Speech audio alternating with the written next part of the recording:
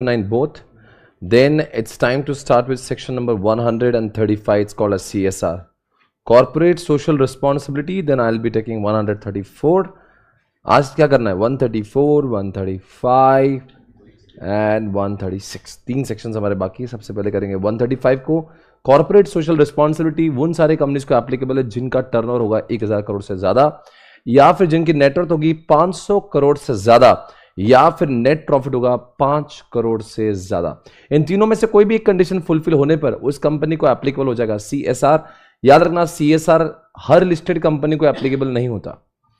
उन्हीं सारे कंपनी, चाहे वो लिस्टेड हो चाहे अनलिस्टेड हो, जिनके पास में ये 1000 करोड़, 500 करोड़ एंड 5 करोड़, यानी 1000 करोड़ नेट क्या बोलते हैं turnover, 500 crore net worth and 5 crore का प्रॉफिट. इन तीनों में से कोई भी एक कंडीशन फुलफिल होने पर उस कंपनी को एप्लीकेबल हो जाएगा.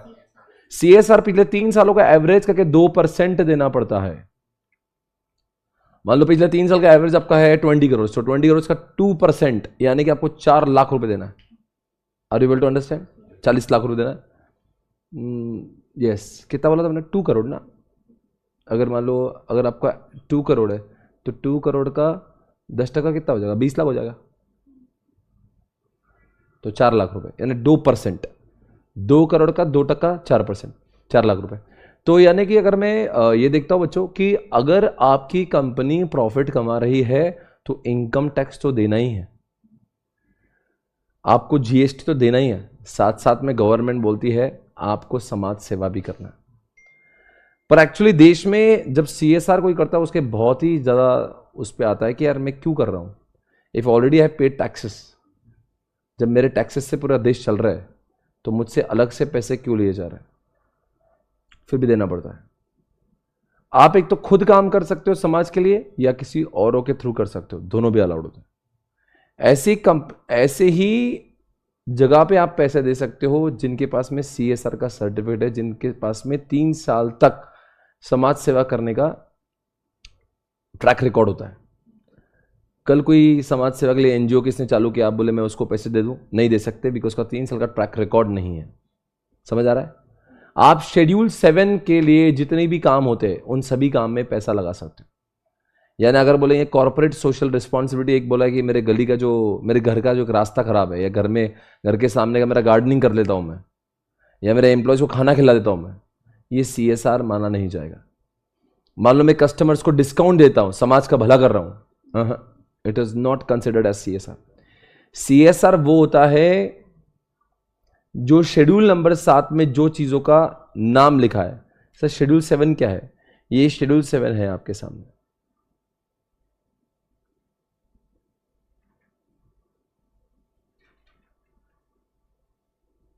क्या दिख रहा है? शेड्यूल 7. शेड्यूल 7 की कुछ बातें लिखी है, कौन सी चीज़ों के लिए हम लोग CSR कर सकते हैं. कहाँ गया भैया? 135 में शेड्यूल 7 ऐसा क्या है जो मुझे नहीं दिख रहा है? एक्सपेंडिचर कहाँ पे कर सकते हैं?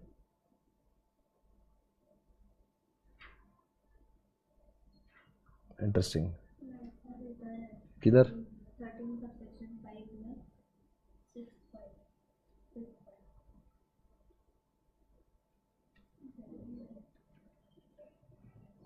शेड्यूल 7 लिखा है ना कहीं तो? हाँ ठीक है. कौन सा 13? 135 में लिखा है क्या कहीं तो? ठीक है. तो दोस्तों शेड्यूल 7 की कुछ एक्टिविटीज है जहाँ पे आप अपने पैसे स्पेंड कर सकते हो. Okay fine. ये देखो मैं आपको शेड्यूल 7 दिखाता हूँ.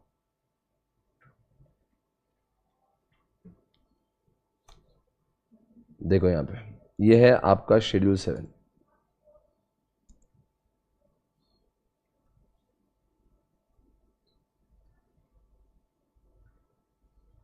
ये है शेड्यूल 7 कॉर्पोरेट सोशल रिस्पॉन्सिबिलिटी के वास्ते. और इन सब चीज़ों के लिए आप भारत में जब समाज सेवा करना चाहते हो तो इन सब में पैसा लगा सकते हो. एक तो आप ये देखो यहाँ पे सब कुछ लिखा है. हंगर पावर्टी के लिए अगर आप कुछ कर रहे हो तो उसमें चलता है. आप अगर मान लीजिए कोई जो जवान है वो अगर मरता है तो उनके जो डिपेंडेंट्स है उनके लिए कुछ करते हो आप, तो उसको भी CSR कहते हैं. आप एजुकेशन दे रहे हो गरीबों को, उसको भी CSR कहते हैं.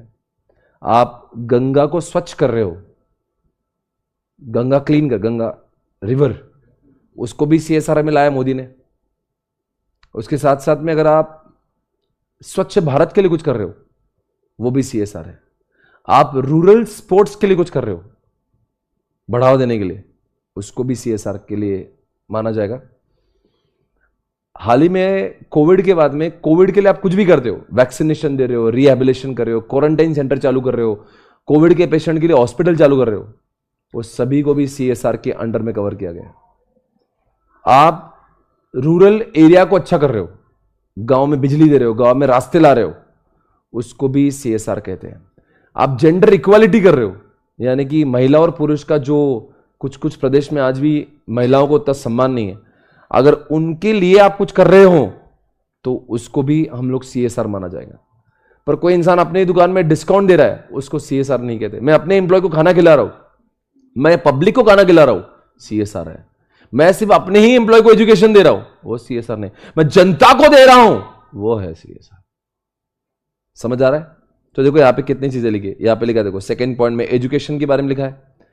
पहला पॉइंट है गरीबी, दूसरा पॉइंट है एजुकेशन, तीसरा पॉइंट है जेंडर यानी महिलाओं की सुरक्षा, चौथा पॉइंट है ये वही इकोलॉजिकल, समझा गया, मतलब एनवायरमेंट के लिए कुछ कर रहे हो आप, ये हवा अच्छी रहे, पानी अच्छा रहे, उसके लिए। उसके साथ में क्या लिखा है? हेरिटेज, यानी कि जो ताजमहल जैसी कोई प्रॉपर्टी को आप बचा रहे हो, उनको प्रोटेक्ट कर रहे हो, उसके लिए। ये वही है, ये मिलिट्री वालों के लिए, डिफेंस वालों के लिए, ये रूरल स्पोर्ट्स के लिए। अगर आपको नहीं समझ में आ रहा है तो आप एक काम करो, प्राइम मिनिस्टर के नेशनल रिलीफ फंड में पैसा दे दो। मोदी बोलते एक काम करो, नहीं समझ में आ रहा है, मेरे पास दो, मैं गरीबों की सेवा करता हूं। ये सारी जो चीजें हैं, IITs को अगर आप पैसे देना चाहते हो, देखो यार IITs, इन सारे गवर्नमेंट के जितने इंस्टीट्यूशन है, वहां पे अगर आप रिसर्च और डेवलपमेंट के लिए भी पैसे दे रहे हो, वो भी CSR के अंदर। Rural development project, slum area development projects, disaster management, इन सभी को कहा गया है CSR एक्टिविटी। यानी कि अगर आपको आपकी ऑर्गेनाइजेशन के लिए, जैसे रिलायंस 50,000 करोड़ कमाता है, 2% कितना हुआ? 1,000 करोड़। 1,000 करोड़ कहां पे लगाएंगे? इन सारे एक्टिविटी में लगाएंगे। कभी कभी आप देखते हो ना, ये लोग बहुत सारा समाज सेवा करते हैं, वो समाज सेवा करना वॉलंटरी नहीं है, उनकी मजबूरी है, वो करना ही पड़ेगा। और अगर वो नहीं करेंगे तो उनको पनिशमेंट है, उनको करना ही पड़ता है। हमेशा अपने कॉर्पोरेट सोशल रिस्पॉन्सिबिलिटी में प्रेफरेंस देना चाहिए अपने लोकल एरिया का, जहां का आपने नमक खाया हुआ। महिंद्रा एंड महिंद्रा कहां पे? चाकन, पुणे में। तो अगर उसको समाज सेवा करना है तो उन्होंने पुणे की सेवा करना चाहिए। इसलिए महिंद्रा एंड महिंद्रा ने पुणे में स्कूल खोली है गरीबों के लिए। कॉर्पोरेट सोशल रिस्पॉन्सिबिलिटी के अंदर एक कमेटी बनाई जाती है, इसका नाम है कॉर्पोरेट सोशल रिस्पॉन्सिबिलिटी कमेटी, उसको बोलते हैं CSR committee. Because board of director के पास में इतना वक्त नहीं होता कि वो जाए और खुद पैसे लगाए समाज के लिए, बिकॉज ये भी एक काम है। तो क्या करना पड़ता है? हमारी ऑर्गेनाइजेशन में अगर 15 डायरेक्टर्स है तो उन डायरेक्टर्स में से कुछ डायरेक्टर को चुना जाता है CSR कमेटी के वास्ते। और वो कमेटी के लोग क्या करते हैं? अलग अलग प्रोजेक्ट्स ढूंढते हैं कि इस साल हम अपना पैसा किस जगह पे लगाएंगे। और ना कि सिर्फ वो पैसा लगाएंगे, बार बार मॉनिटरिंग भी करेंगे कि वो पैसा ढंग से लग रहा है कि नहीं। तो CSR कमेटी का काम होता है कि नए नए प्रोजेक्ट्स लाए और बोर्ड ऑफ डायरेक्टर से अप्रूवल लेके उसके लिए पैसे ले। बोर्ड ऑफ डायरेक्टर क्या देंगी? पैसे देंगी। और CSR कमेटी क्या लेंगी? प्रोजेक्ट्स लेंगे कि किन प्रोजेक्ट्स पे हमें काम करना है। बहुत सारे चार्टर्ड अकाउंटेंट ये काम करते हैं, पर झूठा काम करते हैं। कैसा काम करते हैं मालूम क्या? बोलते हैं अब चेक से पैसा दो, कैश में पैसा लेके जाओ। नहीं समझे? P&L में क्या दिखना चाहिए? समाज सेवा हुई, दिए स्कूल को पैसे, स्कूल के दिए 100 करोड़ और स्कूल वापस दे दी 70 करोड़। स्कूल को क्या मिला? 30 करोड़। इनके P&L में क्या बुक हुआ? गवर्नमेंट खुश हो गई, कंपनी को 70 करोड़ वापस मिल गए। नाम के लिए CSR करना था, कर दिया। ये बहुत बड़ी प्रैक्टिस है आज की तारीख में। CSR लोगों को बहुत जान पे आता है, they don't want to go for CSR। झूठा काम करते हैं लोग। पब्लिक को क्या दिखाना है? CSR करना है ना, चेक से पैसा देना ना, चेक से देंगे, कैश में लेंगे। बहुत सारी स्कूल्स भी उनको हेल्प करती, हमको पैसा एटलीस्ट 30 करोड़ तो मिल रहे, वो चलता है। पर खैर वो किताबों में नहीं लिखा होता। CSR जो है, बहुत सारी ऑर्गेनाइजेशन है। जैसे मैं यहां पे एक ऑर्गेनाइजेशन को जानता हूं, इसका नाम है लोकमान्य। एक अंकल है, वो लोकमान्य बोल के चलाते हैं। वो क्या करते हैं? अनाथ बच्चे जो होते हैं, जिनके पेरेंट्स ही नहीं है, उनको उठा के एक साथ में फर्स्ट से लेके 10 तक उनकी पढ़ाई का जिम्मा उठाते हैं, फिर बाद में आगे भी उनको कुछ एजुकेशन देके उनको इंडिपेंडेंट करवाते हैं। बहुत सारे रेड लाइट एरिया के बच्चे होते हैं जिनके माँ बाप का आता पता ही नहीं है, बेगर्स होते हैं रास्ते सिग्नल पे। आपने सिग्नल पे कई बेगर्स देखे होंगे जिनका कोई आता पता नहीं, वो कौन है, उनके मम्मी पापा कौन है, क्या है, कुछ हिसाब नहीं है उसका। ऐसे लोगों को ये लोकमान्य उठा के एक यहाँ पे पूना के आसपास एक एरिया, वहाँ पे सब बच्चों को रखते हैं, उनको सिखाते हैं। अगर मैं उनको पैसे दे रहा हूँ तो उसको CSR माना जाएगा, क्योंकि मेरा ही काम नहीं, क्योंकि मैं क्लासेस करूँगा यही करूँगा। ऐसे ही हर कोई बड़ी बड़ी कंपनी करती है, पर जैसे रिलायंस जैसे लोग खुद की संस्था चलाते हैं, नीता अंबानी खुद का चलाती है, तो रिलायंस पैसे कमाता है, नीता अंबानी को देता है। समझ आ रहा है? Being human. सलमान खान, अगर मुझसे नहीं हो रहा तो मैं उसको दे सकता हूं, जिनका ट्रैक रिकॉर्ड होना चाहिए। पर अगर मैंने इस साल जो पैसे कमाए, एज पर द लॉ ये होता है कि मैंने उसको अगले साल के मार्च तक दे देना चाहिए। यानी 23-24 का जो मैंने कमाई किया हुआ है, तो क्या होगा, मैंने 31 मार्च 2024 को मेरा साल खत्म हो रहा है, तो मैंने 31 मार्च 2025 तक इसके पैसे देना चाहिए। नहीं देने पर मुझे पनिशमेंट है, मुझे पनिशमेंट होती है। और समझ लो, हमने हमारे बोर्ड रिपोर्ट में डंके की चोट पे लिखना चाहिए कि देखो हमने कितना CSR का काम किया हुआ है, ताकि आम जनता, हमारे वेबसाइट पे भी लिखा होता है हमने CSR में इतना पैसा लगाया हो। CSR अगर हमने नहीं लगाया तो बोर्ड ऑफ डायरेक्टर की रिपोर्ट में डिस्क्लोज करना पड़ता है कि आखिर हम लोग ने समाज सेवा क्यों नहीं करी। मतलब पैसे कमाए, एप्लीकेबिलिटी 135 की है, फिर भी अगर हमने पैसे नहीं लगाए तो लिखना पड़ेगा पैसे क्यों नहीं लगाए। कब देगा? तो 135 सेक्शंस जो है वो अगर आपको एप्लीकेबल हुआ तो 3 साल तक एप्लीकेबल हो जाता है। यानी कि अगर मान लीजिए this is your first year जिसको एप्लीकेबल हुआ है, पर बाद में आपको एप्लीकेबिलिटी नहीं हुआ, ना कि आपने उतना प्रॉफिट कमाया, ना कि आपका टर्नओवर उतना है, ना कि आपका नेटवर्थ है, पर एक बार ये लग गया ना तो 3 साल तक फॉलो करना ही पड़ता है। नहीं समझा? नहीं भी रहा तो कुछ भी नहीं रहा तो भी। समझा क्या बोला? ये दर्द अलग है। एक बार इश्क हो तो 3 साल तक निभाना पड़ेगा उसको। हालांकि कंडीशन, जैसे ये 3 कंडीशन है ना, हो सकता है बाद में बोलेंगे, जैसे एग्जाम्पल इस साल मुझे CSR है कि नहीं, तो कौन से साल का डेटा देखना पड़ेगा? FY 23 का डेटा देखना पड़ेगा। अभी क्या चल रहा है? 1 अप्रैल 2023 से लेकर 31 मार्च 2024 चल रहा है ना? ये चल रहा है। अब इसको क्या होगा, इसके लिए जब मैं 1 अप्रैल 2023 को जब मैं अपनी आंखें खोलता हूं तो मैं देखता हूं 31 मार्च 2023 को क्या मेरे बैलेंस शीट में टर्नओवर इतना था, क्या मेरा प्रॉफिट इतना था, क्या मेरी नेटवर्थ अगर होगी तो मुझे इस साल CSR एप्लीकेबल हो जाता है। तो इस साल है क्या नहीं, इसके लिए देखने के लिए क्या करना पड़ेगा? प्रीवियस फाइनेंशियल ईयर का जो आखिरी डेट है उसकी बैलेंस शीट को चेक करना पड़ता है। पर एक बार वो एप्लीकेबल हुआ, अगर ये मेरा फर्स्ट ईयर है CSR का, तो मुझे 3 साल तक तो लगेगा, भले ही अगले साल मेरे नंबर्स कंप्लीट हो या ना हो। समझा मैं क्या बोल रहा हूं? Hey guys, come on everybody. Sir, CSR committee का काम क्या होता है? प्रोजेक्ट्स लाना, प्रोजेक्ट्स की जानकारी बोर्ड ऑफ डायरेक्टर को देना, बोर्ड ऑफ डायरेक्टर से पैसे लेना, उसको लगाना, और ना किसी में लगाना, उसकी मॉनिटरिंग करके बोर्ड ऑफ डायरेक्टर्स को रिपोर्ट देखना। देखो हमने, क्योंकि स्कूल बना रहे हैं तो स्कूल 5 साल तक चलती है, ऐसा नहीं कि पैसे दे दियो स्कूल बन गई। नहीं समझा आप? तो आपको ब्यौरा देना पड़ता है कि भाई कितनी स्कूल बन गई, कहां पे पैसे लगे। तो अब गांव के रास्ते बना रहे हो तो रास्ते थोड़ी ना ऐसे बन जाएंगे, डैम बना रहे हो तो बन जाए थोड़ी ऐसे, तो इट विल टेक टाइम। तो आपको सारी चीजों को बराबर से लिख के वहां पे देना पड़ता है। किसको देना पड़ेगा? और ना कि सिर्फ बोर्ड ऑफ डायरेक्टर को बताना पड़ेगा, बोर्ड ऑफ डायरेक्टर के रिपोर्ट में भी लिखा होता है कि क्या क्या हो रहा है। देखो यहां पे वही लिखा है। सबसे फर्स्ट पॉइंट हमने ये किया, ये खत्म हो गया। CSR कमेटी में कितने डायरेक्टर्स होते हैं? It shall have in its CSR committee 2 और मोर डायरेक्टर्स। यहां पे ऊपर जाते हैं, सबसे पहले देखते हैं। देखो यहां पे कितने लोग होना चाहिए? 3 or more director, out of which at least 1 shall be what? Independent director. बराबर है? कितने डायरेक्टर होना चाहिए इसमें? अरे कुछ नहीं, अपने कंपनी के जो 15 डायरेक्टर होते हैं ना, उसमें से कोई 3 को उठाते हैं, और उसमें से ये ID भी होना चाहिए, यानी इंडिपेंडेंट डायरेक्टर भी होना चाहिए। पर अगर कंपनी क्या लिखा है, कंपनी के पास में इंडिपेंडेंट डायरेक्टर है ही नहीं, तो क्या होगा? It shall have in its CSR committee 2 और, समझा कुछ? कितने डायरेक्टर होना चाहिए वैसे? 3 होना चाहिए, उसमें से एक होना चाहिए आईडी होना चाहिए, पर अगर आईडी है ही नहीं तो क्या 2 चलेंगे? ये तो CSR कमेटी क्या होता है मैं आपको बता दिया। Board of every company referred in subsection 1 after taking into account recommendation made, क्या लिखा है? अंडरलाइन द वर्ड, क्या बोले? कहां डिस्क्लोज करो? Disclose the content of policy on its website also if any. समझा क्या बोला?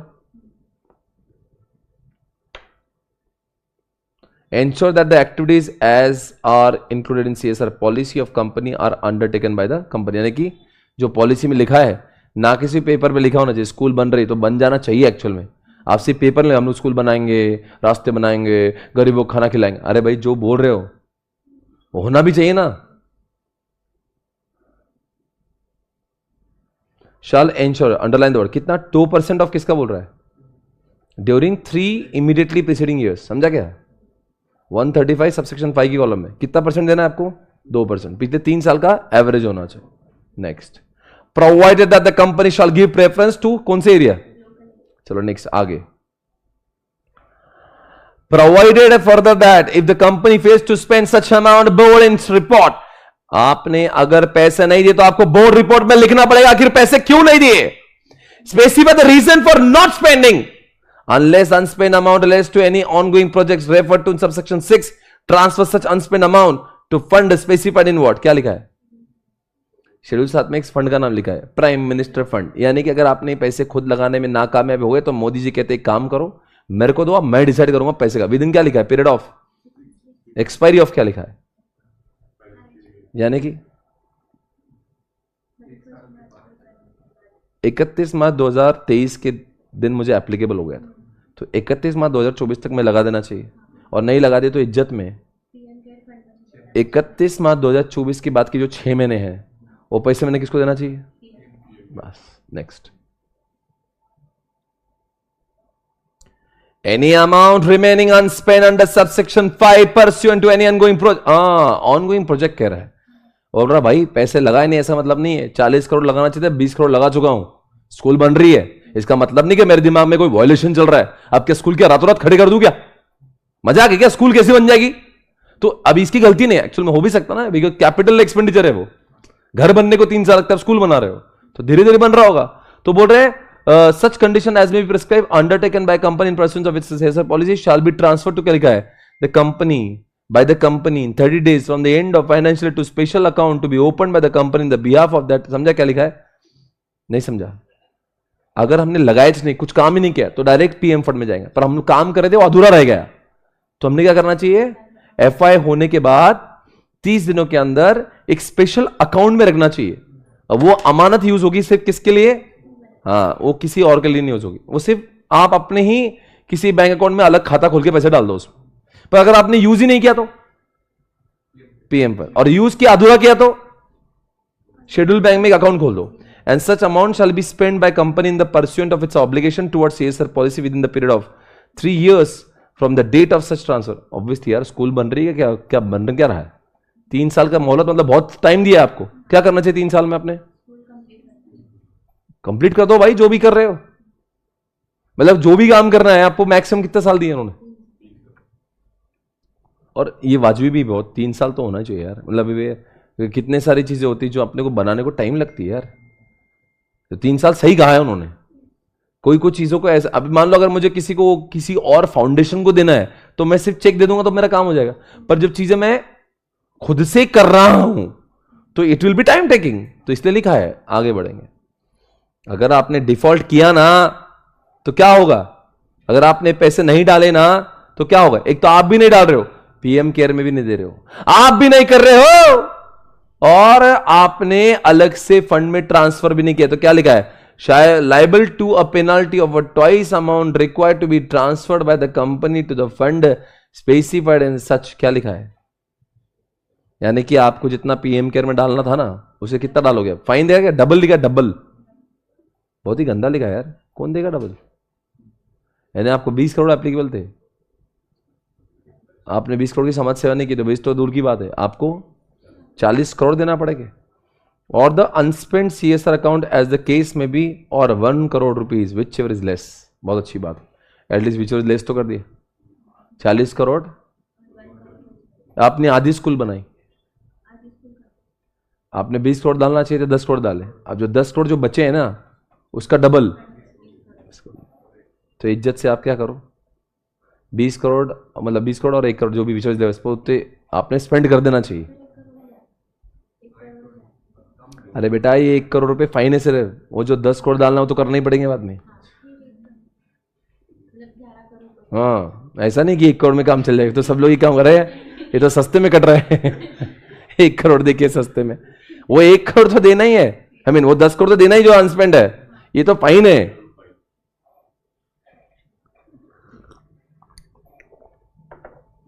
Every officer of the company in default shall be liable to penalty, कितना लिखा है, 1/10 of the amount required to be transferred by the company to such,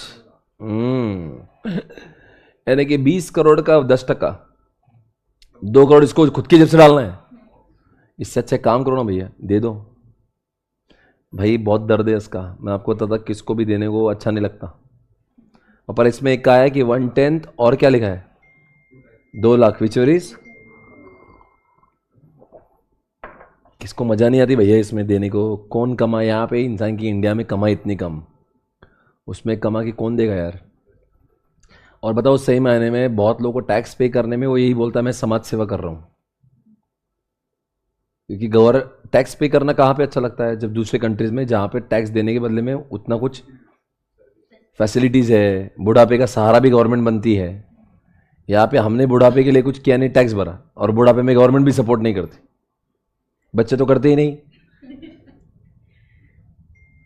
तो क्या है उधर, क्या है उधर की कंट्रीज में एक सिस्टम है, अगर आप 60 साल के ऊपर हो जाते हो ना तो government will take care of everything, your hospital, your stay, बल्कि गवर्नमेंट आपको हर महीने को लाके देगी कुछ पैसे।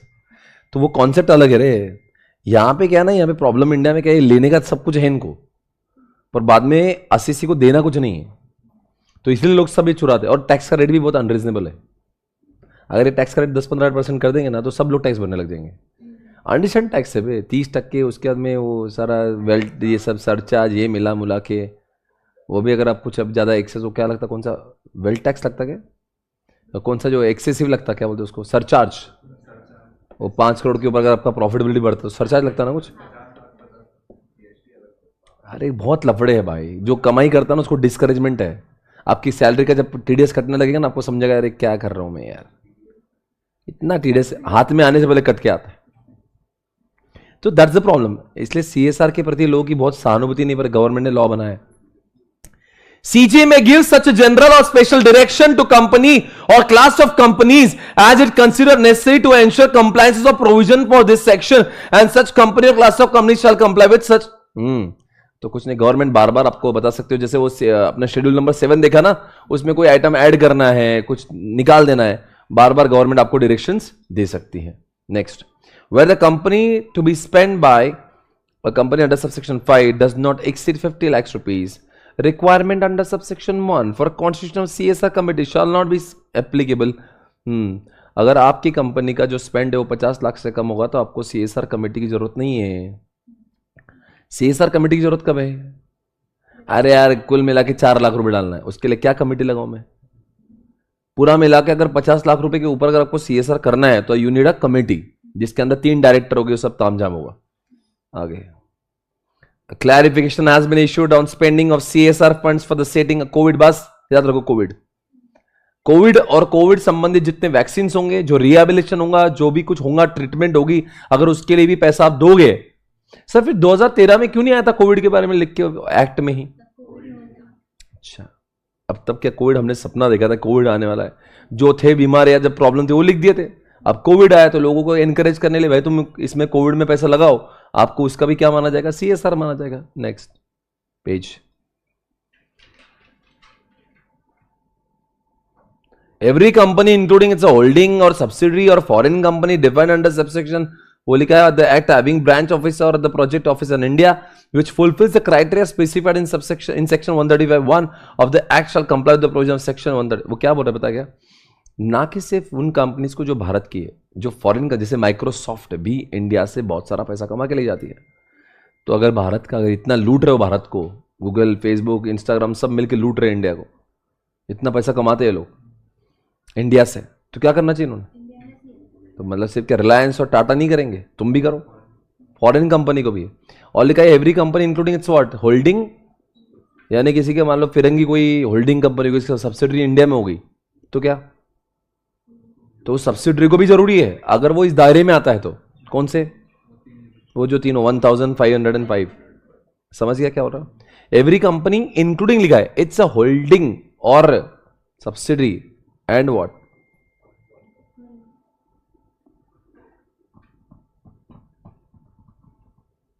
समझा नहीं समझा? समझा ना? आगे provided that the net worth, turnover or net profit of the foreign company of the act shall be computed in accordance with the balance sheet and P&L account of such company prepared in accordance with the provision of section number 381 and 198. Every company which ceases to be a company covered under section 135(1) of the act for 3 successive financial shall not be required to constitute CSR committee and comply with the provision contained in subsection 2 and 6 of the said section till such time it meets the criteria. अरे सुनो भाई, वो क्या बोल रहा है? पहली बात तो अगर आप फॉरेन कंपनी है तो आपने आपका P&L जो है वो वैसे बनाना चाहिए जैसे सेक्शन नंबर 198 में लिखा है। अब 198 तो आपको है नहीं, पर उसमें इतना ही लिखा है अगर माइक्रोसॉफ्ट चाइना में बहुत बिजनेस कर रहा है और इंडिया में भी बहुत बिजनेस कर रहा है, सिर्फ इंडिया के बिजनेस के ही नंबर्स को कंसिडर किया जाएगा। अरे वर्ल्ड में लाखों करोड़ कमा रहा है और इंडिया से कुछ कमा ही नहीं रहा, तो इंडिया के नंबर प्रेफर करना चाहिए, ऐसा उसका बोलना है। सही तो कह रहा है? Every company which ceases to be a company covered under section 135(1) of the act for 3 consecutive, समझा क्या? 3 मतलब 3 साल तक तो करना है ना, उल्टा पढ़ो उसको। मतलब एक बार दर्द हुआ तो कितने साल तक कंप्लाई करना उसको? 3 साल तक। पर अगर 3 साल तक आपके नंबर मीट ही नहीं हो रहे तो बाद में सब छोड़ दो। फिर अगर मान लो ईयर 1 में आपके नंबर सब आ गए तो 2, 3, 4 में आपको एप्लीकेबल हो गया, पर आपका जो नंबर है वो जो पहले साल आया था, सेकंड में भी नहीं आया, थर्ड में भी नहीं आया, फोर्थ में भी नहीं आया, तो 5वें साल से सब बंद कर दो, फिर ना कमेटी की जरूरत है ना कुछ करने। तो सही तो है। Board shall ensure that the CSR activities are undertaken by the company itself, एक तो खुद करे या फिर किसी औरों के द्वारा करे, और थ्रू कौन? Company. A company established under section, यानी कि कोई भी जो मैंने लोकमान्य के एग्जांपल दिया ना, वहां पे मैं पैसे देता हूं उनको, लोकमान्य को देता हूं, तो सेक्शन 8 कंपनी है। और या फिर वो रजिस्टर्ड पब्लिक ट्रस्ट होना चाहिए, या रजिस्टर्ड सोसाइटी होना चाहिए, या रजिस्टर्ड अंडर सेक्शन 12A। ये सारे वो सेक्शन है जो नॉन प्रॉफिट ऑर्गेनाइजेशन के लिए बने हुए, और जिसके पास में ATG of the companies act का है,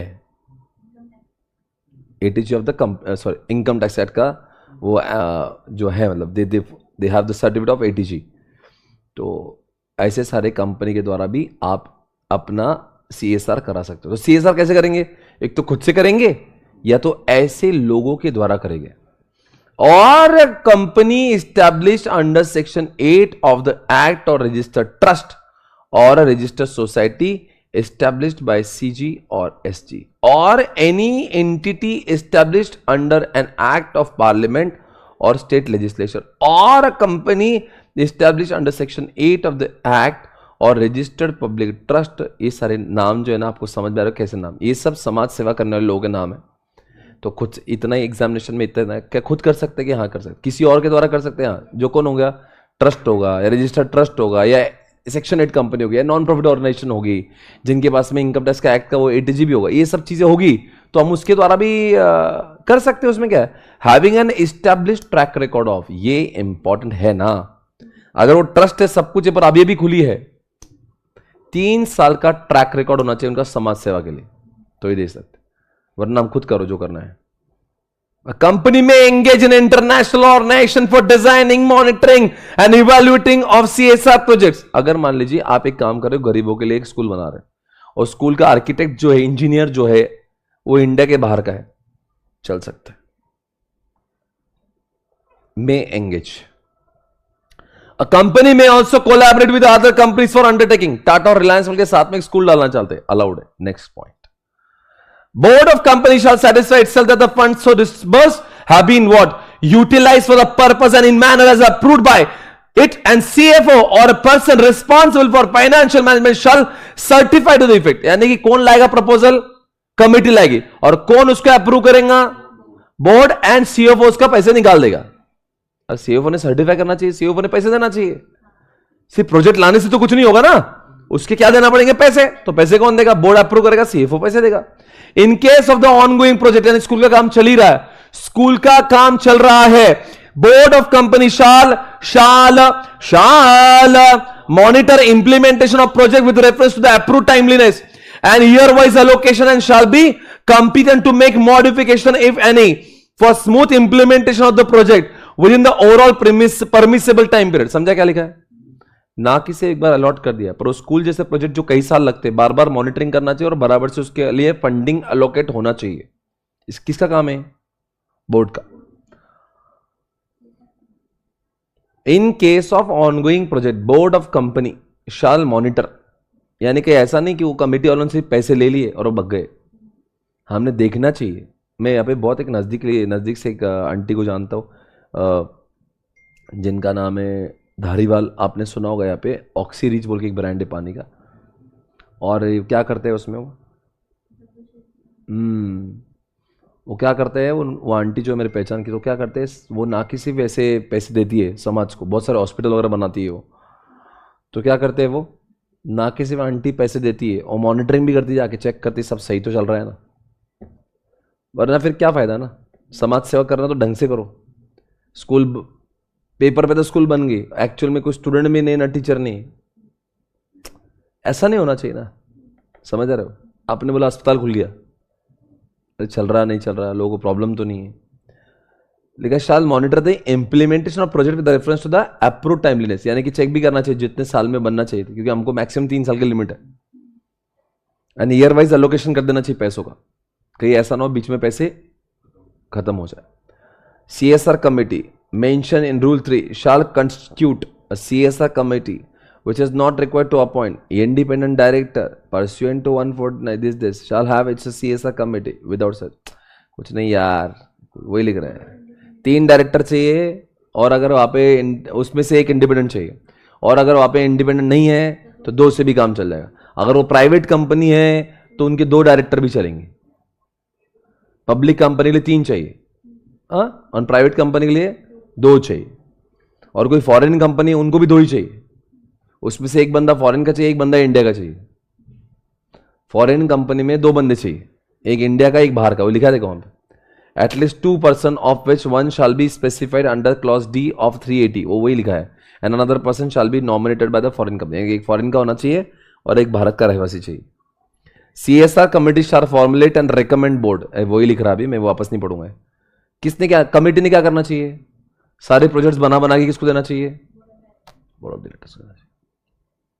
CSR का expenditure, board shall ensure that the administrative overhead shall not exceed. ये लोगों ने पहले बहुत सुना लगा है.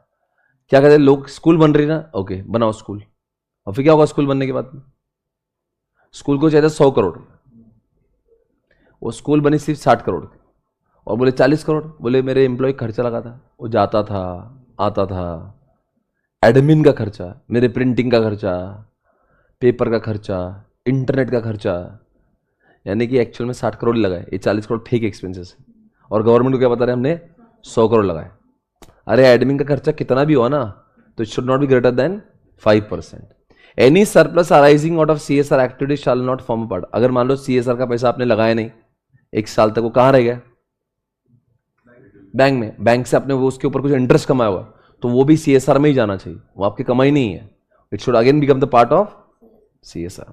Where a company spends an amount in excess of requirement, such excess amount may be set off against the requirement to be spent under section 135(5) up to the immediate succession. अगर आपने इस साल ही बहुत पैसा लगा दिया तो अगले साल सेट ऑफ ले सकते हो.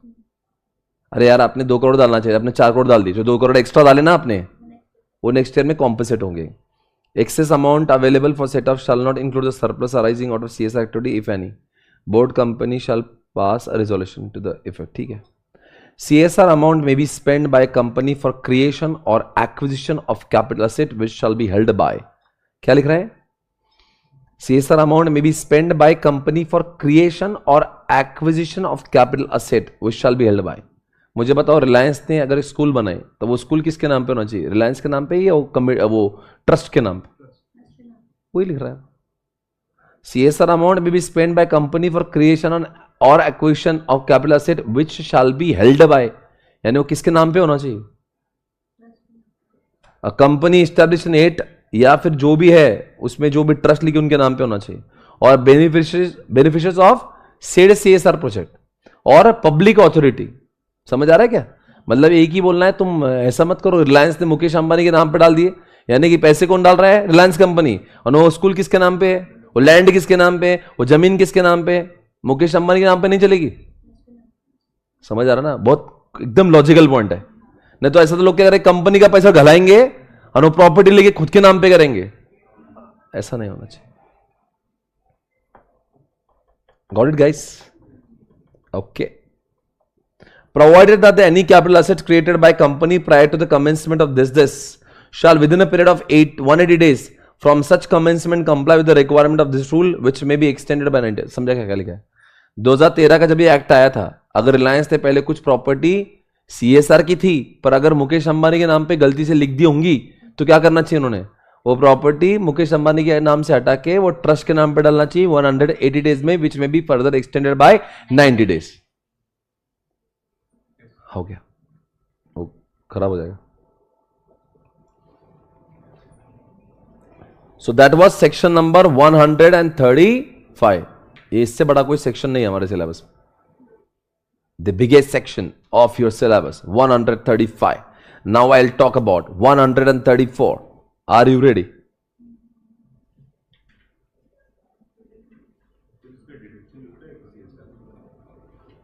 किस में डिडक्शन होता है? वो तो प्रॉफिट के बाद का हिस्सा है ना।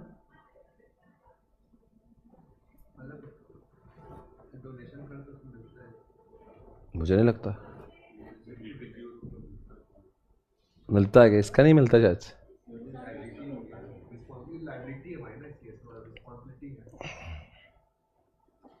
पता नहीं, इनकम टैक्स में देखना पड़ेगा। पर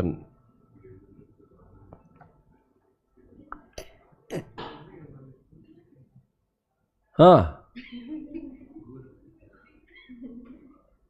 आ जाओ पढ़ने, आप भी कर लो CSR। हाँ, आजा, बैठना है बैठ जा। ये लॉ की क्लास है, फास्ट ट्रैक की। ये बाद में मैं पढ़ाऊंगा आपको। अभी आपको पढ़ना है? हाँ, अभी टैक्स हो गया आपका। आप क्या करेंगे? लॉ पढ़ेंगे? आ जाएंगे? क्या मैं भी आ सकता हूँ क्लास?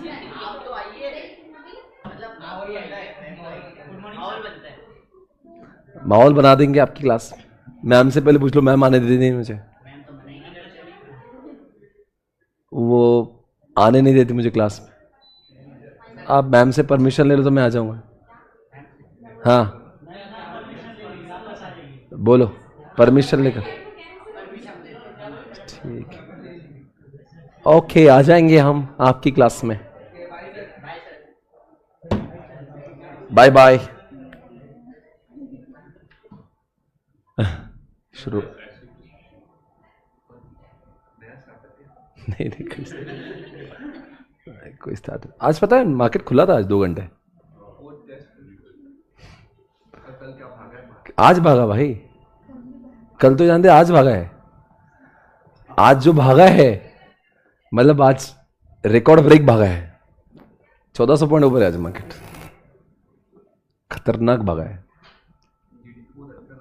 बोला मैंने लगाओ पैसे इंडिया पे, लगाओ पैसे इंडिया पे, कोई सुन रहा नहीं। बोल रहा भाग रहेगा, भागेगा भागेगा, बहुत भागेगा। हर रील में ही बोल रहा हूँ भागेगा। 74,000 हो गया भाई, मजाक है। रॉकेट बना है, रॉकेट।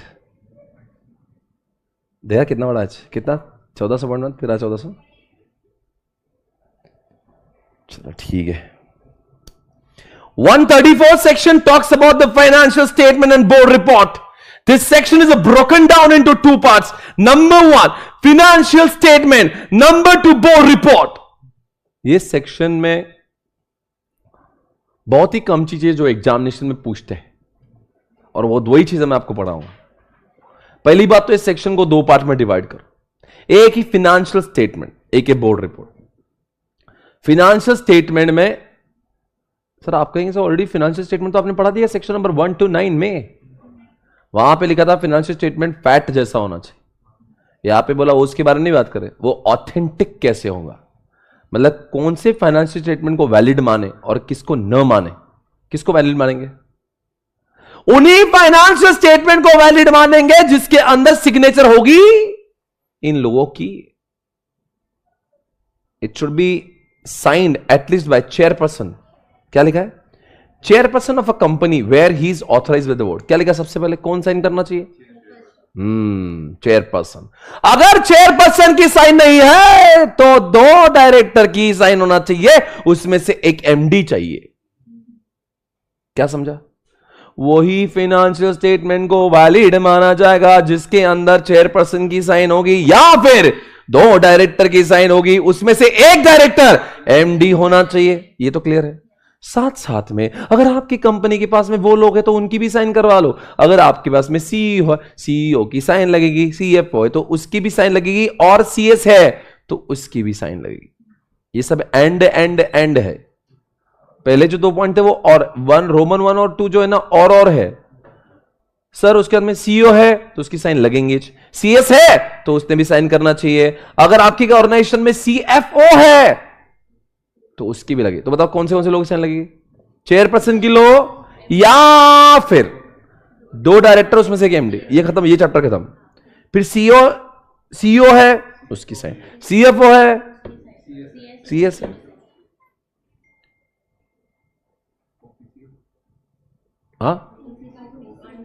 अरे वो ओपीसी साला, उसकी जिंदगी अलग है।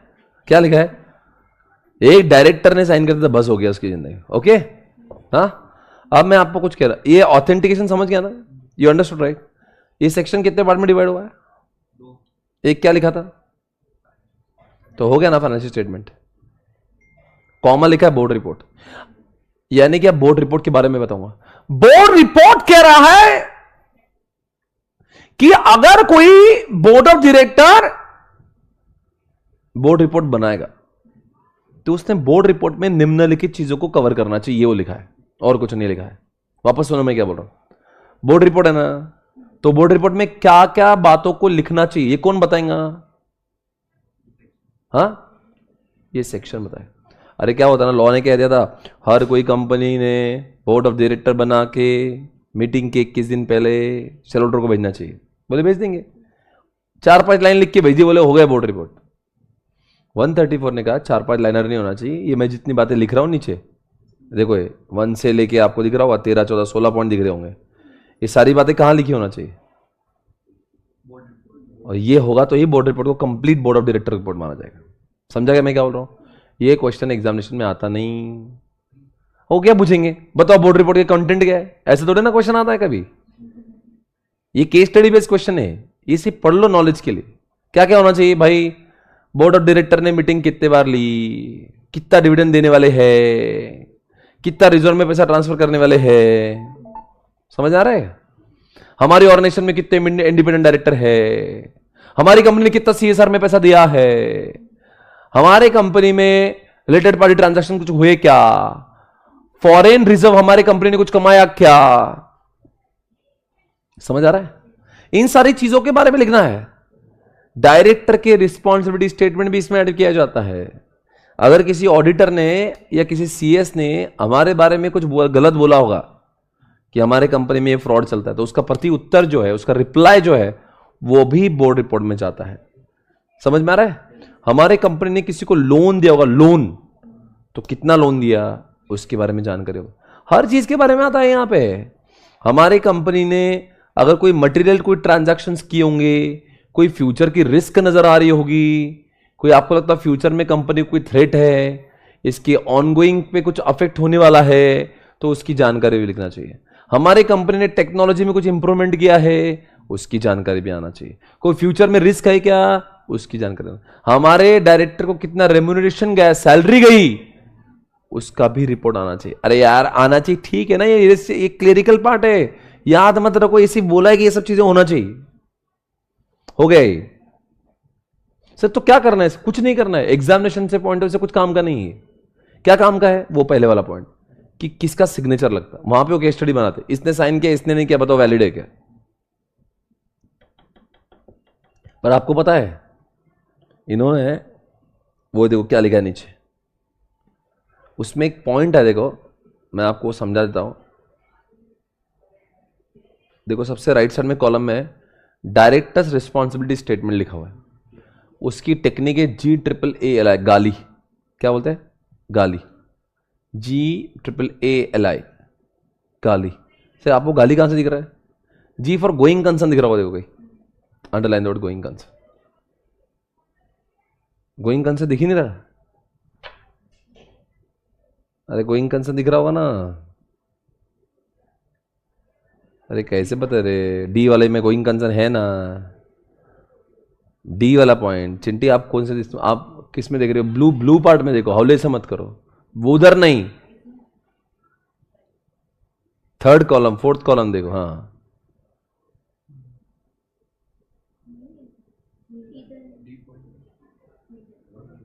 तुमको चश्मा चेंज करना पड़ेगा।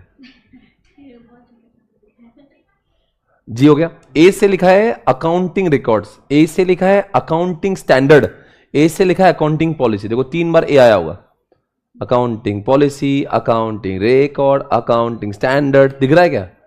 एल से कंप्लायंस से तो लॉ लिखा होगा, कोई तो लिखा है लॉ या कंप्लायंस कुछ तो लिखा होगा, और आई से लिखा होगा internal financial control systems. F वाले पॉइंट में आपको लॉ दिख रहा होगा, देखो दिख रहा है लॉ, एफ वाले पॉइंट में लॉ नहीं दिख रहा आपको, हाँ ई वाले पॉइंट में आपको इंटरनल फाइनेंशियल कंट्रोल दिख रहा है, दिख रहा है ना। आपको ये दिख रहा है क्या, अकाउंटिंग स्टैंडर्ड, अकाउंटिंग रिकॉर्ड्स, सी में देखो अकाउंटिंग रिकॉर्ड है, दिख रहा है अकाउंटिंग रिकॉर्ड, बी में क्या दिख रहा है, अकाउंटिंग पॉलिसी दिख रहा है क्या, और ए में आपको एएस दिख रहा है क्या, तो गाली है क्या नहीं, जी मतलब गोइंग कंसर्न, 3 बार ए, accounting policy, accounting record, accounting standard, L से लॉ, ना आई से इंटरनल फाइनेंशियल कंट्रोल। सर ये कॉन्सेप्ट है क्या, गाली तो समझ गए, आप क्या करना है भाई, देखो जब बोर्ड रिपोर्ट बनता है ना, वो बोर्ड रिपोर्ट के अंदर क्या करना चाहिए मालूम है, बोर्ड रिपोर्ट के अंदर डायरेक्टर ने लिख के देना चाहिए कि मैंने खुद ने और हमने सबने मिलके चेक किया है कि ऑर्गेनाइजेशन गोइंग कंसर्न है, अकाउंटिंग रिकॉर्ड मेंटेन होते हैं, अकाउंटिंग पॉलिसी फॉलो होती है, अकाउंटिंग स्टैंडर्ड फॉलो होते हैं, कंपनी पूरी तरह से लॉफुल है और कंपनी के फाइनेंस पे पूरी तरह से कंट्रोल है। ऐसा कौन लिख के देगा, डायरेक्टर, और अपनी साइन करेगा, ताकि कल चल के कुछ गड़बड़ हुई ना तो इनको जेल में डालेंगे, भाई तुमने तो साइन किया था ना, तो झूठा बोला था क्या, मतलब कल चल के यहां पे ऑर्गेनाइज के बोर्ड ऑफ डायरेक्टर ने कुछ भी ऐसा कुछ हुआ तो इसका मतलब उन्होंने क्या लिख के रहता है, हमने सबने चेक किया, तो तुमने चेक किया था ना, तुमने साइन की थे ना, तो अब क्या हुआ, गड़बड़ कैसे हो गई, चलो आओ जेल में। क्या था ना, इसके पहले सत्यम के पहले क्या था ना, 2013 के पहले सत्यम का हम लोग कुछ रामालिंग राजू का बहुत कुछ उखाड़ नहीं पाए, क्यों नहीं कर पाए, बिकॉज वो बोला था यार मैं तो I have taken my reasonable care, reasonable care के तेल लगाने, लिख के दे कि तूने सबने चेक किया है, तूने सबने चेक किया कि accounting standard follow, accounting records होते हैं, अकाउंटिंग पॉलिसी फॉलो, फिर भी तूने होने के बावजूद भी जो प्रॉब्लम आई है, मतलब कुछ तो प्रॉब्लम हुआ है, लाइक दैट उसको बोलते। Understood guys, come on everybody, everyone come on, हाँ बोलो आप, क्या वो गाली खत्म हो गई। उसके बाद में आप board report in case of OPC लिखा है, देखो, और उसके नीचे साइन भी लिखा है, 134(6) पढ़ो, साइनिंग किसकी चाहिए बोर्ड रिपोर्ट में, एक तो चेयरपर्सन की साइन चाहिए, और चेयरपर्सन नहीं है 134(6) देखो, एक तो बोर्ड ऑफ डायरेक्टर की साइन चाहिए, किसकी साइन चाहिए, चेयरपर्सन की, और चेयरपर्सन की साइन नहीं हो तो 2 बोर्ड ऑफ डायरेक्टर की साइन चाहिए, उसमें से एक कौन चाहिए, एमडी चाहिए, दैट्स इट। सर ये किसकी साइन है और वो किसकी थी, अरे वो किसकी थी, फिनेंशियल स्टेटमेंट की, ये किसकी साइन है, बोर्ड रिपोर्ट पे सिग्नेचर किसकी होना चाहिए, किसकी होना चाहिए, एक चेयरपर्सन की, और बाकी अगर वो नहीं कर रहा तो 2 डायरेक्टर, उसमें से एक कौन होना चाहिए, एमडी, बाकी सीईओ, सीएफओ, सीएस की साइन जरूरी। ये सेक्शन खत्म है, सुनो जरा मैं क्या बोल रहा हूं, ध्यान से सुनो।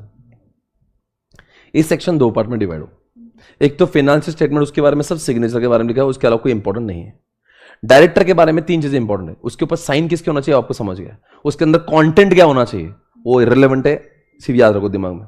और एक सबसे बड़ा कॉन्सेप्ट है गाली क्या है, गाली को एग्जामिनेशन में पूछा हुआ है।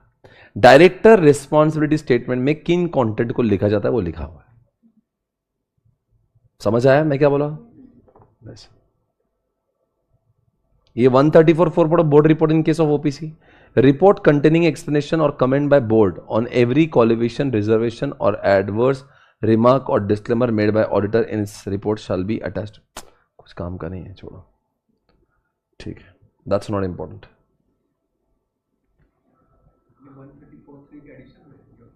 क्या रे?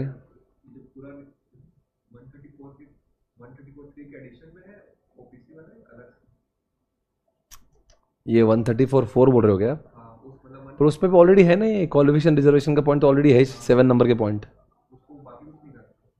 कुछ तो भी लिखा है वो, छोड़, उसका कुछ काम का नहीं है। Report containing explanation comments bye the board on every qualification reservation, तो ऑलरेडी जब मेन बोर्ड ऑफ डायरेक्टर बनता है, किसी भी सीएस ने, किसी ने भी सीए ने कुछ कहा तो हमें तो रिप्लाई देना ही पड़ता है। तो ये जो कंटेंट ऑफ बोर्ड रिपोर्ट है ना, it is applicable for OPC as well as सब, ऐसा कुछ फर्क नहीं है। सिर्फ इतना ही लिखा है ओपीसी के केस में उसकी साइन किसकी होना चाहिए, एक डायरेक्टर ने भी साइन कर दिया तो भी चलेगा, वो इंपॉर्टेंट है, बाकी पॉइंट इंपॉर्टेंट नहीं है इसमें। 134(8) क्या लिखा है? If a company defaults in complying with the provision of this section the company shall be liable to penalty. यानी अगर आपने बोर्ड ऑफ डायरेक्टर का रिपोर्ट नहीं बनाया या उन लोगों की सिग्नेचर नहीं ली तो क्या लिखा है, 3 लाख का, हाँ, and every officer of the company who is in default shall B, क्या लिखा है, लायबल टू पेनल्टी ऑफ, यानी कंपनी को फाइन कितनी लगेगी, 3 लाख, और हर इंसान को जो रिस्पॉन्सिबल डायरेक्टर है 50,000 रुपीज लगेगा। यानी क्या हो बताओ, 2 सेक्शन तो हो गए, 135 ओवर 134। 134 में 135 इज ऑल्सो बड़ा सेक्शन है पर डिफिकल्ट नहीं है वो। सीएसआर एक आपको डिफिकल्ट लगा, सीएसआर वो बड़ा सेक्शन है बस, that's not difficult.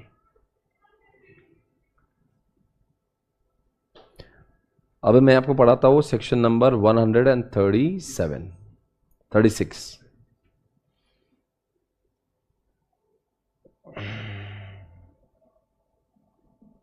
36। Ready everyone? पहली बात तो 136 जब हम लोग पढ़ते हैं ना,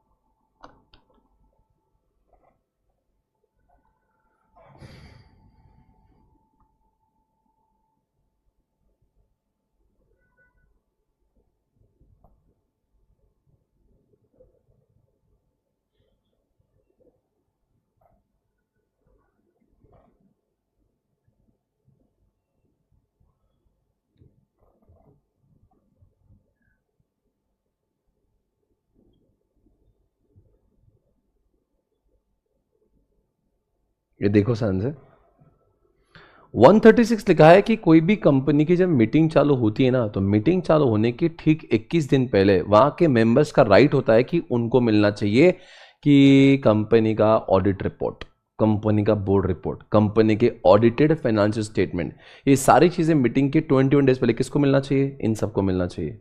एवरी मेंबर, एवरी ट्रस्टी, आपने कभी डिबेंचर ट्रस्टी का नाम सुना होगा, and all persons other than member and trustee being person so entitle. अगर किसी मेंबर ने और ट्रस्टी ने बोला होगा मेरे बेटे को दे दो, मेरे बेटी को दे दो, तो उनको मिलना चाहिए। क्या मिलना चाहिए? 3 बातें। क्या मिलेगा? ये सब, ऑडिट रिपोर्ट, क्या मिलेगा, फाइनेंशियल स्टेटमेंट, सीएफएस होगा तो वो मिलेगा, और साथ साथ में आपको वहां का बोर्ड रिपोर्ट देना पड़ेगा। ये सारे डॉक्यूमेंट्स कौन देगा? कंपनी देगी। किसको देगी? इन सबको देगी। कितने दिन पहले देगी?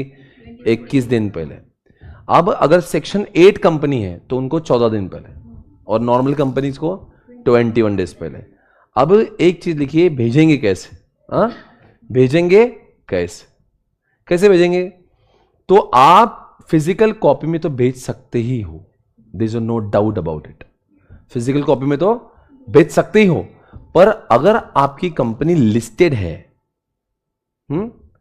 And public company having net worth more than 1 crore and turnover is also more than 10 crore. तो इन सभी को, इतनी बड़ी कंपनी है इसलिए इलेक्ट्रॉनिक फॉर्मेट में भेजने का राइट भी है। आई रिपीट अगेन, आप कोई भी कंपनी हो, आप फिजिकल में तो भेज ही सकते हो, पर आप बोलेंगे यार ये फिजिकल भेज के बहुत पैसे जाता है, प्रिंटिंग का, कुरियर का, क्या मैं ईमेल से भेज सकता हूँ? आप भेज सकते हो अगर आपकी कंपनी लिस्टेड है, या फिर कंपनी लिस्टेड नहीं पर पब्लिक कंपनी का टर्नओवर 10 करोड़ से ज्यादा and paid up share capital, sorry, net worth जो है 1 करोड़ से ज्यादा, दोनों का दोनों कंडीशन अगर फुलफिल हुई है आपकी, कौन सी 1 करोड़ से नेटवर्थ ज्यादा या फिर टर्नओवर 10 करोड़ से ज्यादा, दोनों के दोनों कंडीशन फुलफिल है, भले आपकी लिस्टेड कंपनी नहीं है, फिर भी आप इलेक्ट्रॉनिक फॉर्म में यानी कि ईमेल से भेज सकते हो। समझ गया? सर ये ईमेल से भेजते कैसे हैं? बेटा आजकल डीमैट होता है ना, तो डीमैट जब खोलते तो ईमेल आईडी आ ही जाता है कंपनी के पास में, तो ईमेल भेजवा देंगे। पर कभी कभी ऐसी कंपनी की जो जिसके अभी तक डीमैट में, तो ऐसे बहुत कम ही कंपनी का डीमैट है नहीं, तो अगर डीमैट नहीं तो आपको सबसे मेल आईडी मंगवाना पड़ेंगे, भेजना पड़ेगा। ये बहुत वाहियत का, ऐसा है नहीं अभी सभी कंपनी का। कौन सी कंपनी इसका डीमैट नहीं है? सभी के शेयर्स बाई करने पर आपको डीमैट पे मिल ही जाता है, और जब डीमैट खोलते तो ईमेल आईडी आप देना ही पड़ता है। तो इसका मतलब क्या, हर कंपनी के इसमें आपकी ईमेल आईडी है, और अगर आपने उनके शेयर्स लिए तो आपको क्या करेंगे वो? ये कोई कुरियर से थोड़ी ना आता है इतना, भाई ये इतना 500 पेज का बंडल आता है, वो कौन प्रिंट मारेगा और कौन भेजेगा आपको? कुरियर का पैसा लगेगा 400 रुपया, प्रिंटिंग का पैसा लगेगा 500 रुपया, 900 रुपये खर्च करेंगे। 1 करोड़ शेयर होल्डर है तो थोड़ा इमेजिन करो, 900 रुपये का कॉस्टिंग है एनुअल रिपोर्ट भेजने का। रिलायंस को अगर भेजना है तो प्रिंटिंग करके तो उसको हजारों करोड़ लगेंगे प्रिंटिंग करने को। तो इट्स वेरी कॉमन सेंस, आप इलेक्ट्रॉनिक फॉर्म में भेजो। पर इनको और एक चांस है, अगर लोगों को घर पे मिला नहीं मिला तो लिस्टेड कंपनी ने बोला है कि अपने वेबसाइट पे भी डाल कर दो। लॉ कहता है सारी लिस्टेड कंपनी ने क्या करना चाहिए, अपने वेबसाइट पे भी डालना चाहिए। क्यों? अगर मान लो लोगों को मिसप्लेस हो गया, नहीं मिला होगा, ईमेल मिसप्लेस हो गया, ईमेल लॉस्ट इन ट्रांजिट हो गया, ईमेल कभी भी नहीं अलग अलग सेक्शन में चला जाता है, मिला नहीं आपको, तो क्या करना? कोई बात नहीं है भाई, इतना चिल्ला क्यों रहे हो? जाओ वेबसाइट पे जाके क्लिक करो, डाउनलोड करो, बहुत पढ़ने की खोज ली है ना आपको, पढ़ लो। कौन पढ़ता भाई? मैंने आज तक नहीं पढ़े, हजारों कंपनी के शेयर होल्डर में, मुझे थोड़ी ना पढ़ने का टाइम है ये। पर ये फॉर्मेलिटी है जो देना, जिसको पढ़ने की चूल वो पड़ेगा। पर आपको एक तो ईमेल पे देख लो, नहीं करना तो आप उनकी वेबसाइट पे चले जाओ। Next, every company having a subsidiary or subsidiary shall place separate audited account in respect of each subsidiary on its website. Provide a copy of audited FS each subsidiary to shareholder who ask for it. अगर मान लो आपकी बहुत सारी subsidiaries है तो क्या करना चाहिए? रिलायंस के 800 सब्सिडरीज है तो सब CFS तो भिजवा ही देंगे, पर वो बोलेगा नहीं मुझे सिर्फ जियो का देखना है अलग से। उसको चूल है शेयर होल्डर को, मुझे सिर्फ जियो का धंधा दिखाओ, मुझे सिर्फ हॉटस्टार दिखाओ, जियो सिनेमा अलग से दिखाओ, मुझे रिटेल का अलग से बैलेंस शीट दिखाओ। भाई इतनी चूल है ना, जहां वेबसाइट पे लिखा है हर एक सब्सिडरी का अलग से FS दिया हुआ है, वो तेरे ईमेल में नहीं भेजेंगे। जो CFS भेजा ना वो तो पढ़ ले ढंग से। और अगर तुझे इतना ही पढ़ना है ना तो तेरे को वेबसाइट पे दिया है, वो बोलेगा नहीं मेरे को ये समझता नहीं ऑनलाइन पे, मुझे आप फिजिकल कॉपी भेजो। तो किसी ने मस्ती करा तो उसको भेजना पड़ेगा, इसलिए provide a copy of audited FS of each subsidiary to shareholder who ask for it. कोई नहीं मांगता रे भाई, कुछ नहीं लिखा चार्जेस में, तो देना पड़ेगा उस। अरे ऐसा कौन मांग रहा है? इतना कौन टाइम है किसके पास में पढ़ने का? कंपनी शाल अलाउ मेंबर, इनका और भी देखो, एक तो पहले तो आपको ईमेल पे भेजे, नहीं समझा तो बोले वेबसाइट पे देखो, उससे भी उसको शांति नहीं मिल रही।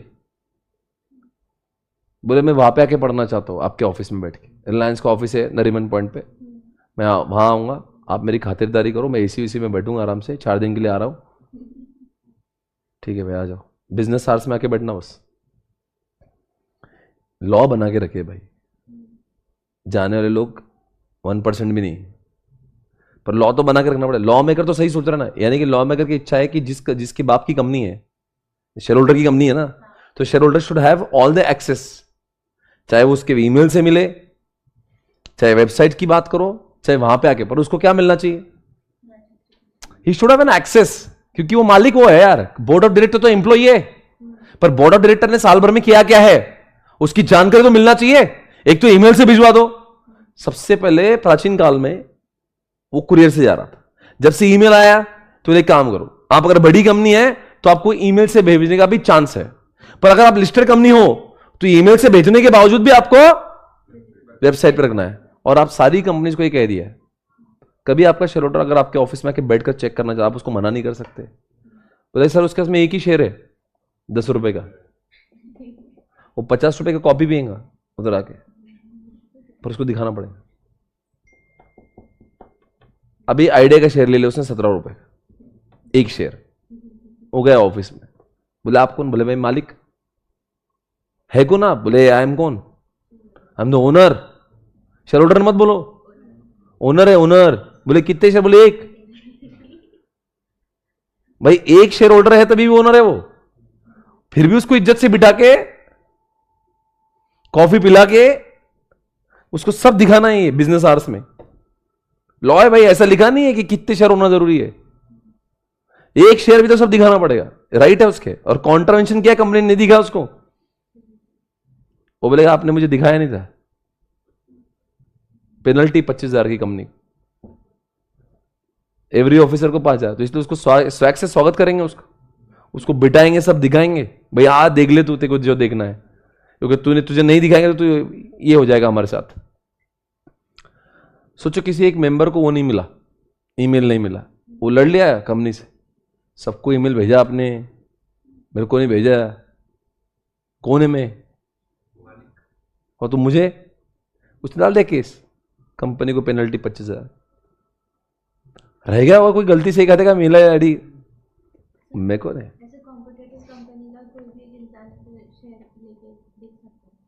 देख सकता है। इसलिए तो हम लोग फाइनेंशियल स्टेटमेंट दिखाते हैं ना, कंपनी के जो मास्क को नहीं दिखाते, बुक्स ऑफ अकाउंट्स नहीं देते, वो देते वैसे भी वो डॉक्यूमेंट मनी कंट्रोल पे अवेलेबल होता है। वैसे जनहित में जा रही है यार, पब्लिक कंपनी ना, तो मतलब ये तो हर क्वार्टर में रिजल्ट डिक्लेयर जो करते हैं वो तो करती है ताकि जनता को पता होना चाहिए कंपनी कितनी बड़ी है।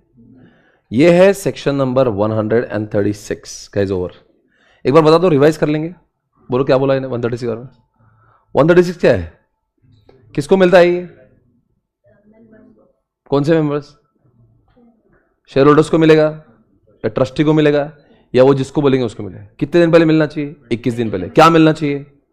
फाइनेंशियल स्टेटमेंट मिलना चाहिए, बोर्ड रिपोर्ट मिलना चाहिए, ऑडिट रिपोर्ट मिलना चाहिए सब, और सीएफएस है तो वो भी जाना चाहिए। अगर आपकी बहुत सारी सब्सिडरीज है तो सीएफएस भी तो बनता होगा। और सेक्शन 8 की कंपनी के केस में 14 डेज पहले मिलना चाहिए। और फिर उसके बाद में क्या होगा? ये सब चला गया, चला गया। उसके बाद में लिखा है भेजना कैसे, फिजिकल कॉपी में भेजो। पर अगर आपकी कंपनी बड़ी है, लिस्टेड है या फिर अनलिस्टेड भी, तो 1 करोड़ का नेटवर्थ, 10 करोड़ का टर्नओवर, दोनों के दोनों कंडीशन फुलफिल हो रही है, फिर क्या होगा? इलेक्ट्रॉनिक फॉर्मेट में आप भेज सकते हो। उसमें भी और तो और अगर आप लिस्टेड कंपनी है तो आपको वेबसाइट पे भी रखना है। चाहे आप लिस्टेड हो, देखो यहां लिखा है, चाहे आप लिस्टेड हो या अनलिस्टेड हो, सब्सिडरी कंपनीज का सेपरेट बैलेंस शीट अटैच होना चाहिए। जियो का अलग से, रिलायंस रिटेल का अलग से, जियो सिनेमा का अलग से, जितनी भी सब्सिडरीज है सबका क्या होना चाहिए? अलग से बैलेंस शीट वेबसाइट पे अवेलेबल करो। फिर भी किसने बोला नहीं मुझे देखना ही चाहिए फिजिकल कॉपी में?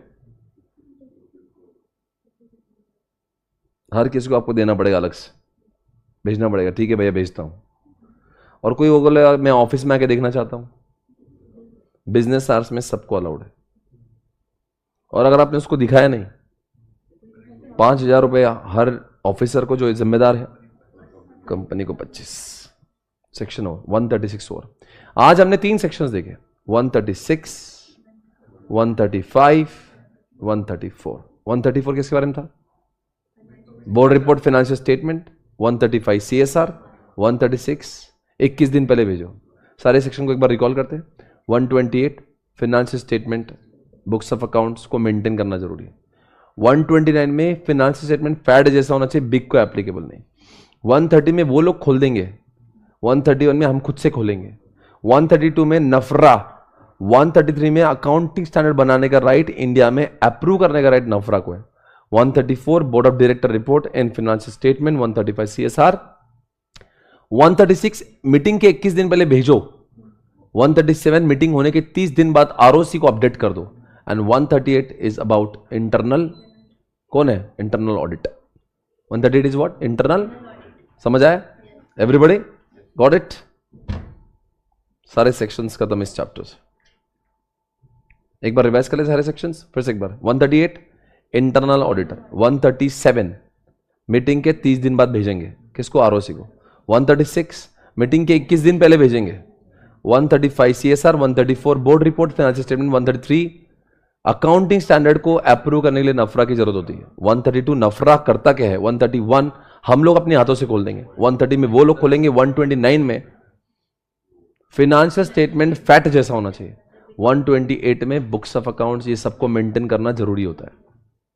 राइट गाइस, इसको अच्छे से रिवाइज करो और रिवाइज करो और रिवाइज करो, और आप फास्ट ट्रैक में हो, आपकी जिम्मेदारी बढ़ जाती है।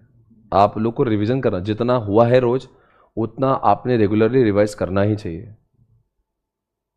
कंसेप्चुअल क्लैरिटी आपको क्लास में मिल जाती है, पर उसको गो थ्रू कर लेना जरूरी है ना एक बार। अभी इस चैप्टर के क्वेश्चन हम लोग कल करेंगे, पर आज आप उसको, आपने एक बड़ा चैप्टर खत्म किया है जिसका नाम है अकाउंट्स, आप पढ़ेंगे आज, और ये चार्ट बुक काफी सफिशिएंट है रिवीजन के लिए। आई डोंट थिंक इसके अलावा आपको कुछ पढ़ना पड़ेगा, चार्ट बुक इज इनफ।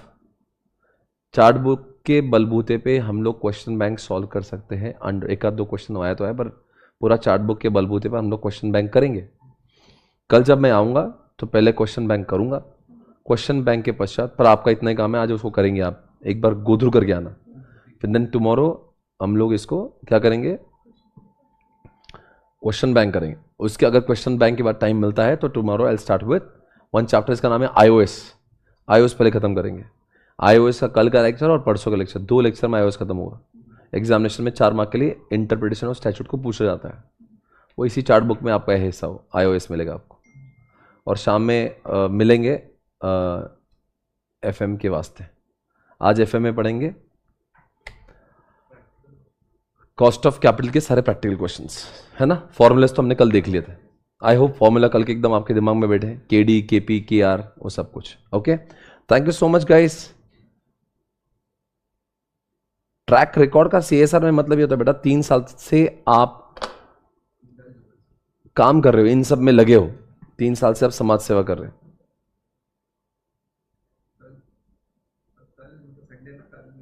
कल नहीं, परसों। जिनको 3 या 3 साल से ज्यादा हो चुके हैं इनको, यस,